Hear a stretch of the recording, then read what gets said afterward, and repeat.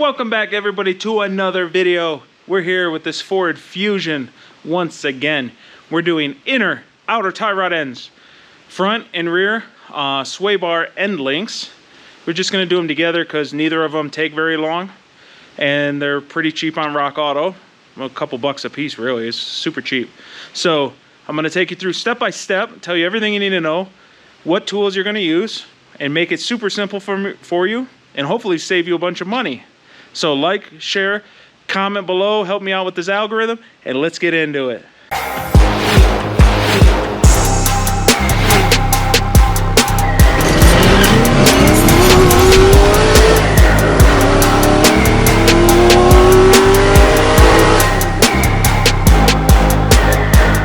Step 1, jack up the car and take the wheels off. This one's pretty hard to read on this box, but it's a Delphi. This is the inner tie rod end, TA5574-11B1, and it's the same on both sides. You're going to need 2 of these. Here is the passenger side outer tie rod end. It's XT15TE6829.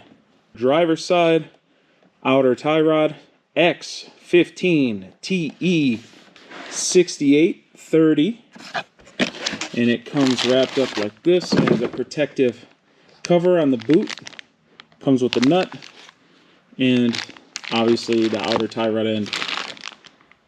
Use a 22mm. We're going to do righty-tighty, but it's actually going to be righty-loosey from this angle. And we're going to go about 1 or 2 threads so that it takes the tension off of the outer tie rod end so we can eventually unscrew it. This nut is now loose. We can come over here, take this the rest of the way off. Wiggle, wiggle, wiggle. Pull it off. I'll put this on here just so I don't lose it.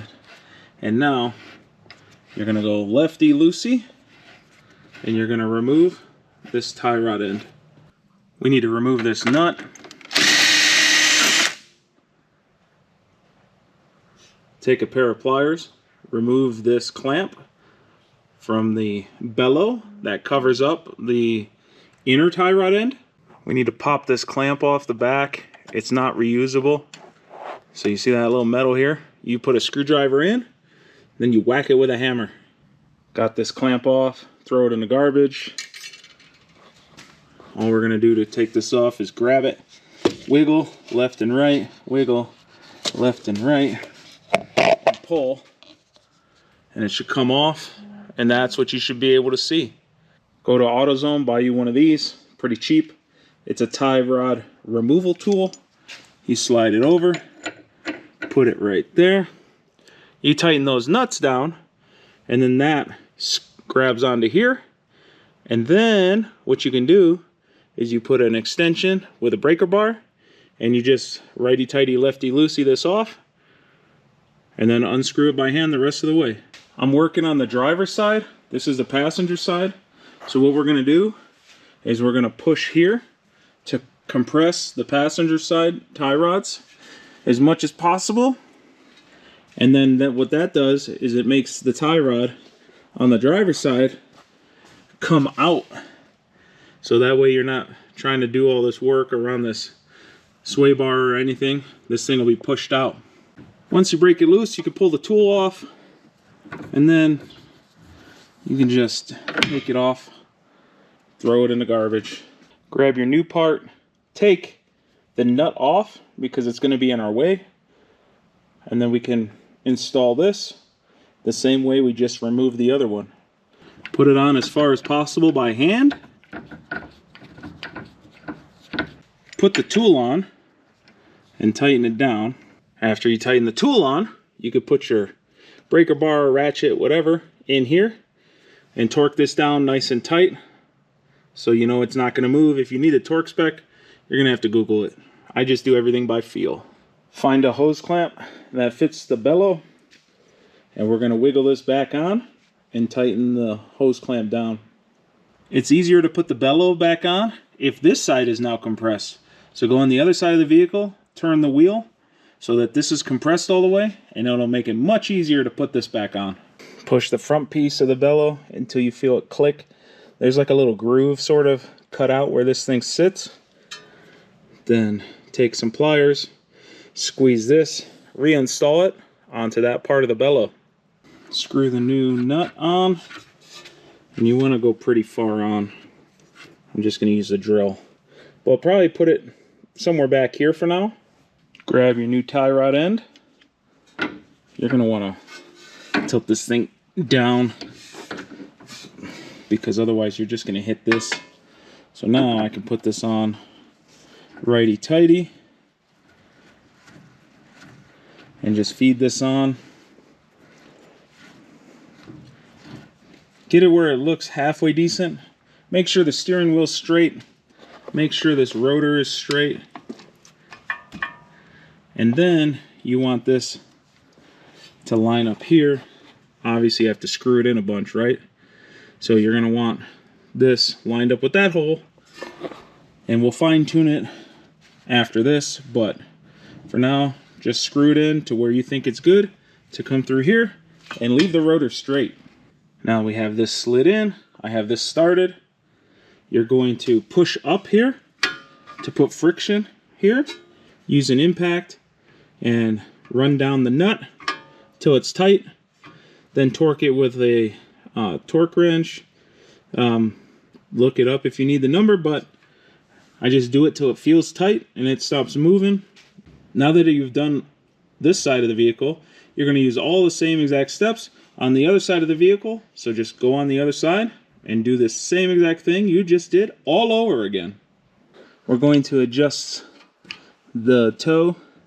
Now this is only really possible if you have a lift, because otherwise you can't do what I'm going to show you. But if you do have a lift, this is how you get it close enough. So you're going to have somebody in the car hold it straight.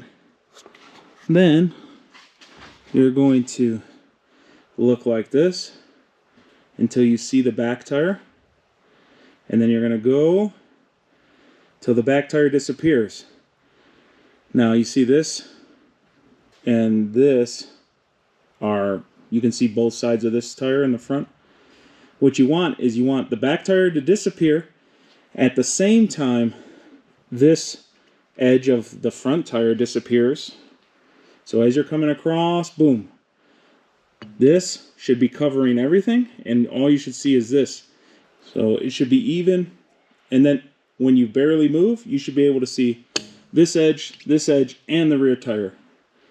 So I'm going to adjust it now. I need to adjust it inwards in order to bring the front of the tire out and give it some toe out. Alright, we're going to do this again. I adjusted it, so now watch the back tire disappear. And right as it disappears, so does the back of the front tire. See that? That's pretty much where you want it. And obviously you need to get an alignment, but that'll get you good enough to drive to the alignment place. Now you need to tighten down this lock nut. I'm gonna just put a little bit of oomph on it. You're not gonna go crazy, okay? All done.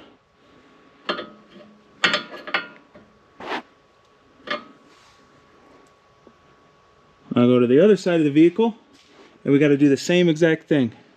Once you have both of the front tires lined up, you're done. So put the thing on the ground and head over to your local Firestone for a lifetime alignment.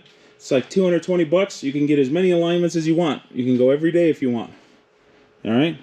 As long as the VIN number is attached to your name, it's free. Here are the front Swaybar end links. X15 SL0373. These are Suspensia. They work fine. Rock Auto. The Swaybar end links from the factory don't have any way to hold the center, but it does have a hex on the back, so that does hold the center. Use an 18mm box wrench to hold that. Then you're going to use an 18mm deep socket to use your drill or whatever you're using. and remove this nut. The bottom of the front sway bar end link, it's the same thing, except you can't really get any tools in here to use a drill. So holding it with a normal box wrench, and then I'm going to put a ratcheting box wrench on the nut and do it by hand. We have both of the nuts off the sway bar end link, so now we just wiggle, and this piece of metal here is stuck on there kind of good. Just wiggle and get it out, and then you're going to throw this old one in the trash. Here's the new sway bar end link. It has a 5mm hex on the inside, so I'm going to use a standard 5mm Allen key for that. And then it has new hardware. So we're going to go and put this inside. Start by sliding the bottom in and just starting the bolt. And then we're going to take the top here. We're going to bend it so it comes through.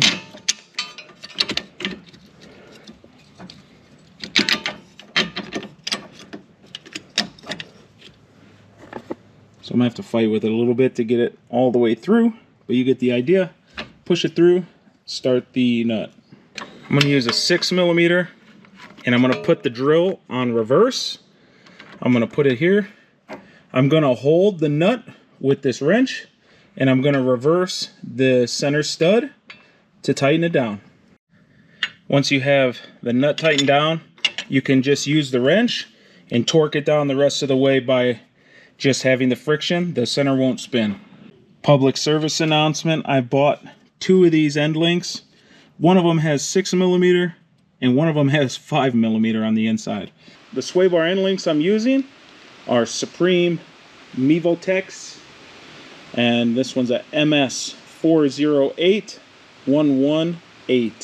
This is how it comes packaged. It has 2 plastic protectors and the 2 nuts. The rear sway bar end link is right here. You have a mount here. You have a mount to the sway bar here. You take an 18mm, break loose the nut, and then you can see it just spinning. So the next step is to hold it with the 18, and then you're going to use a 6mm Allen key in that, and you're going to go righty-loosey. So as you're going clockwise with the 6mm, and you're just holding this still, it will thread it in and out. So it'll thread it to where it's pushing it towards the back and taking it apart. It makes it a tad difficult if you try to do one side at a time. So what you're going to do is take the nuts off on both sides, and then that allows the bar to move, so you can actually get this thing out. And you sort of need to get it in a position where you can slide these out. So you're going to slide both out at the same time. So I'm going to go on this side and take that side out as well. Get the tops that go in the sway bar done first on both sides. Then we're going to lift the sway bar up and wiggle the bottom one through the hole, and then finger start the nut on the bottom. But you have to like lift it and position both of these so they don't hit as you're doing it. So I need 2 hands. One hand's not going to be good enough for this. Easiest way to do it is to go spread eagle, stand in the middle of the vehicle, grab this one, grab that one with your other hand, pull them in, pull it in, lift the whole thing up, and then you slide in the bottoms through the hole and just start it a couple threads, and boom, easy. Now we need to tighten these things down. So we're going to stick an Allen head in there, and then I'm going to use a ratcheting wrench to tighten these nuts. For the new one, I don't want to spin the center. I want to spin the nut because I don't want to damage the ball joint inside. Double check you tighten these down real good, that neither of the end links are loose. And that's all there is to doing the rear sway bar end links. Thanks for coming and checking out another video, everybody. Hopefully this saved you a bunch of money so you could do it yourself. And, you know, even if it took a little extra time than the mechanic would have took, it's a learning experience. You got to always keep learning. So help me out with this, please. Like, share, subscribe, put comments down below, even if it's garbage, please. The algorithm, please.